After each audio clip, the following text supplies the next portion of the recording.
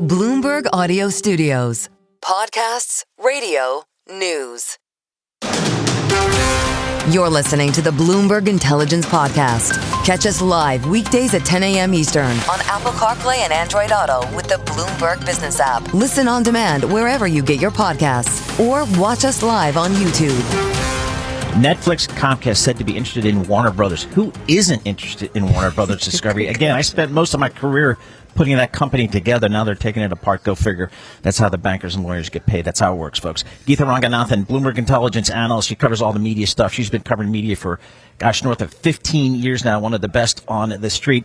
Geetha, I'm going to put it to you. You got to get this deal done. I mean, what happens to Warner Brothers Discovery here? Oh, they're going to get sold, Paul, one way or the other, and David Zaslav will make sure of that. So his whole move this morning, yes, we got the red headline on Netflix and Comcast, but before that, basically what Warner Brothers management team did is they kind of launched this whole strategic review of the company, which was basically amounting to just putting on like a for sale sign. So, we know that they wanted to already split their company into two parts. You have the low growth business, which was TV networks. You have the other high growth streaming and studios.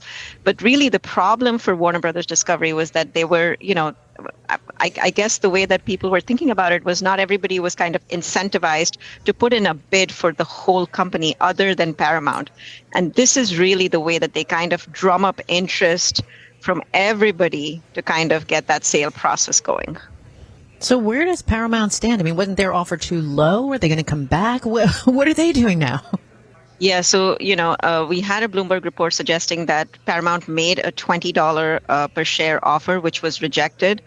There were multiple reports this morning suggested that Paramount actually made several bids for Warner Brothers Discovery, all higher than that reported $20 price. So probably somewhere even upwards of $25.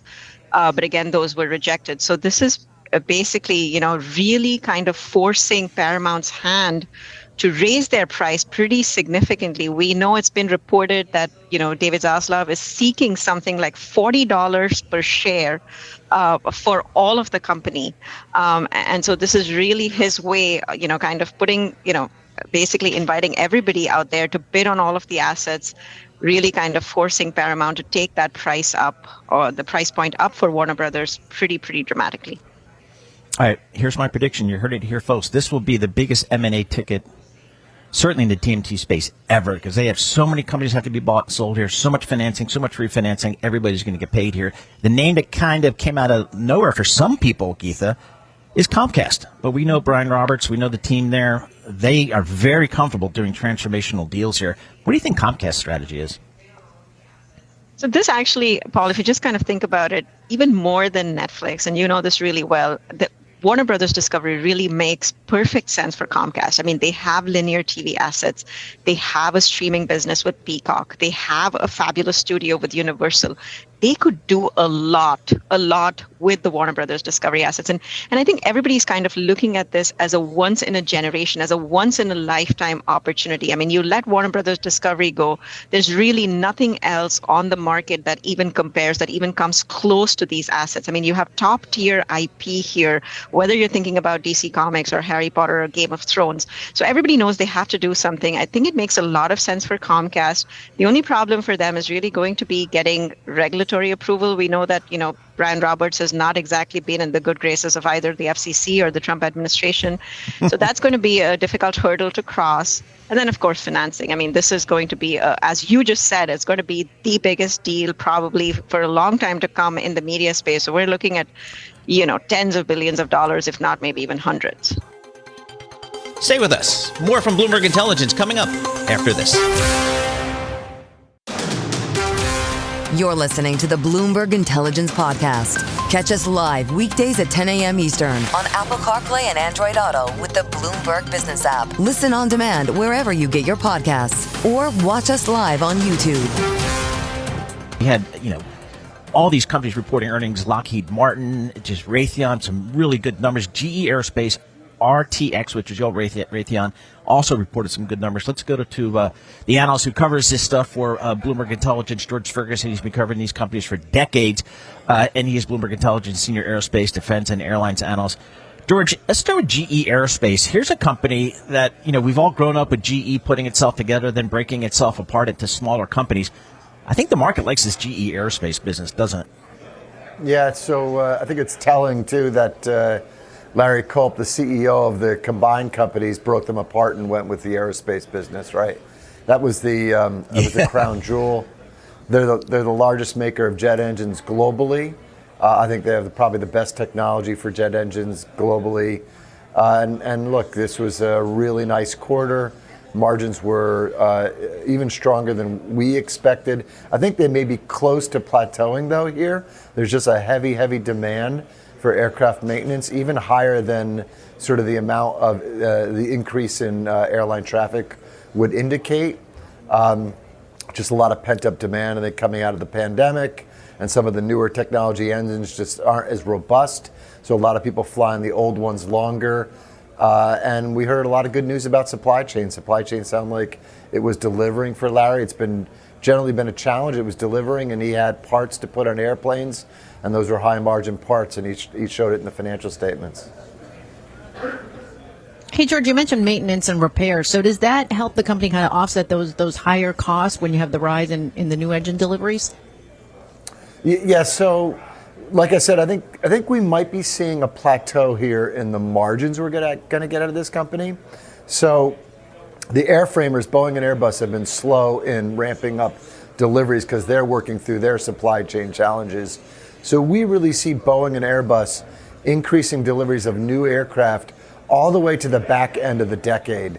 And that increase in deliveries is going to, will come with those new engines from GE and RTX for that matter, and those are dilutive to margins.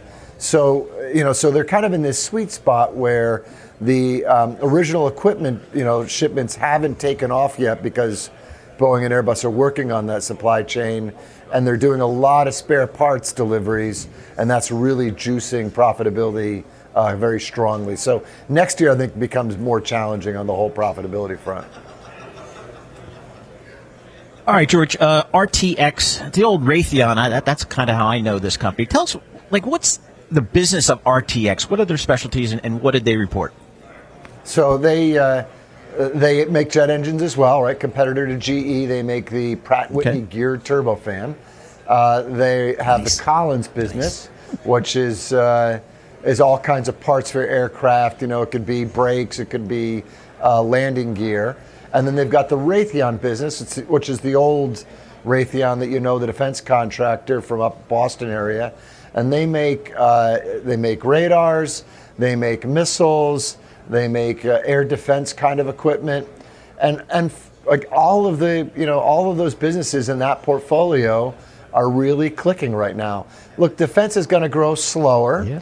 It takes time. The backlog builds quickly, but it takes a lot longer to build some of those products because they're not, running down a line that are making, as many 737s or A320s where you're doing 500 or 600 a year. These are a lot slower cadence, but we're seeing a lot of demand from customers around the world for missiles and for air defense.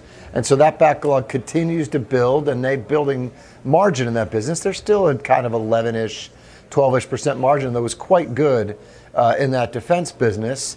And then at the same time, like I just told you for GE, the strength of demand for aircraft maintenance right now and the high margin parts that go into it thoroughly drove that Collins business. Their Collins business is a 13-ish, 14%-ish operating margin business, really seeing strong growth. Their engine business is not as strong as GE's. GE's returns in the 20+% margins. Pratt & Whitney's kind of an 8 to 9% operating margin. They've had problems with their latest narrow body engines, so they're managing some of those issues. They just don't have the volume that GE has, but they continue to see margin growth in that business too as they deliver spare parts into some of the older legacy V2500 engines, we know them as, that power old A320s. Really did a nice job in that business, and they raised guidance even more than GE going into the last quarter of the year. I think they had some of that in their back pocket, but it looked pretty nice. Hey, George, before you go, about a minute left. They're one of the largest recipients of U.S. federal contract funding. We're talking about RTX. Can you name some of the projects they're working on with the Trump administration? What are they working on? Yeah, so I mean, they're going to do things like Patriot missile systems. They're going to do a bunch of, Patriot air defense systems.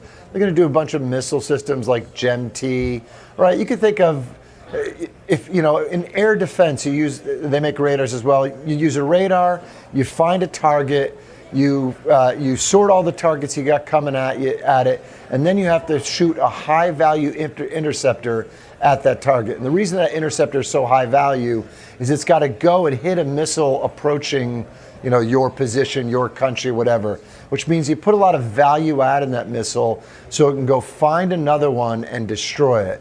So that's part of what they're building. They'll also probably be involved in the the Global Dome or whatever, our version of Iron Dome. Nice. Golden Dome, yeah. I mean, so there's just a lot of demand for the products that they're going to build. Stay with us. More from Bloomberg Intelligence coming up after this.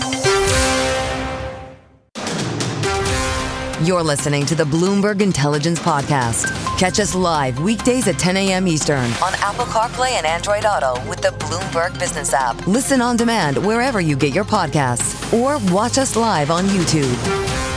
An automaker, General Motors, put out some really good numbers here, and the stock's reacting up double digits here. Steve Mann joins us, Bloomberg Intelligence Global Autos and Industrials Research Analyst. Steve, what are your takeaways from the results from our friends at General Motors? Hey, Paul. The earnings report was just half of the story. The call was very, very positive. That's my takeaway. And the biggest takeaway from that call was really the mix shift towards more, selling more bigger SUVs, the pickup trucks. Those are usually the highest margin business for them.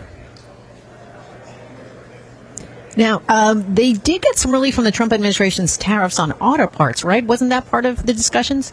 Yeah, tariffs is one thing, but I think for 2026, the stars are really aligning for higher profit for General Motors. So you got lower tariffs, but lower tariff costs for General Motors and for the industry, right? You have actually the elimination of emission penalties.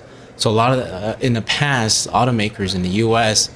had to pay a penalty for selling these gas guzzling SUVs and pickup trucks. Now they don't have to do that anymore. So that's going to contribute to the bottom line, right? And then they're also not going to sell as many EVs. EVs are basically loss making for many of the automakers. Yep. So, you got all these contributors for the 2026 earnings. And Steve, maybe this is just me being a cynical Wall Street guy, but reading between the lines, I took away that message that they were backing up as much as they possibly could from EVs. And if I'm an investor, that's a positive for me from a profitability standpoint. Is that too much reading between the lines, or do you think GM and maybe even Ford and Stellantis are backing away? Absolutely not. They are backing away. GM just took a $1.6 billion charge. Most of it was to rationalize EV production capacity in the U.S. I think everybody is seeing that EV sales in the U.S.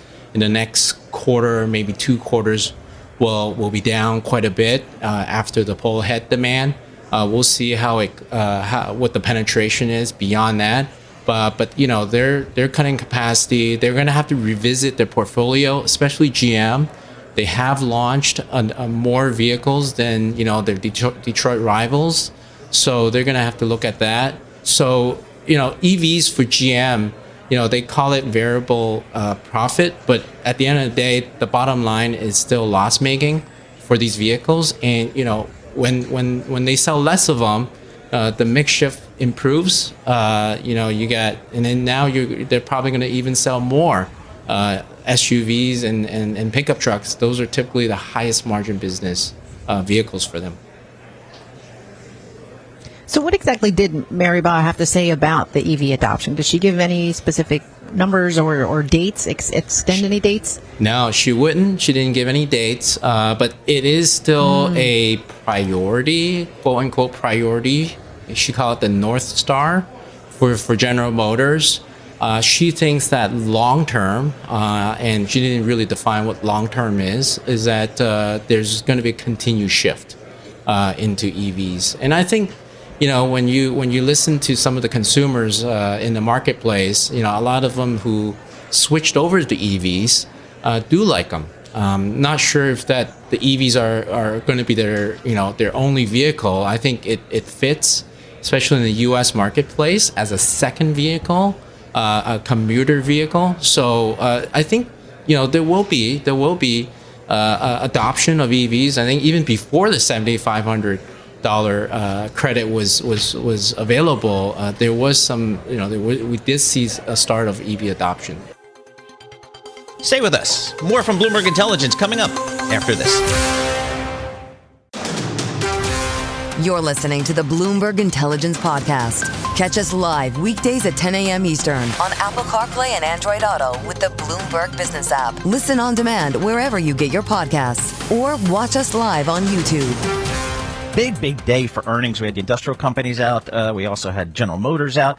Got some consumer companies coming out with earnings today as well. Philip Morris, Coca-Cola, and we go to Ken Shea. He covers all these consumer-facing companies for Bloomberg Intelligence.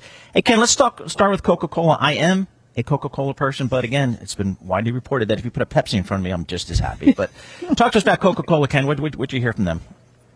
Sure. Hi, Paul. So Coca-Cola today, they reported numbers that were slightly better than expected.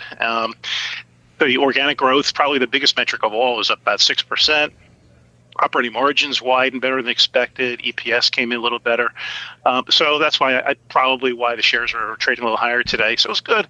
They reiterated their expectations for the full year.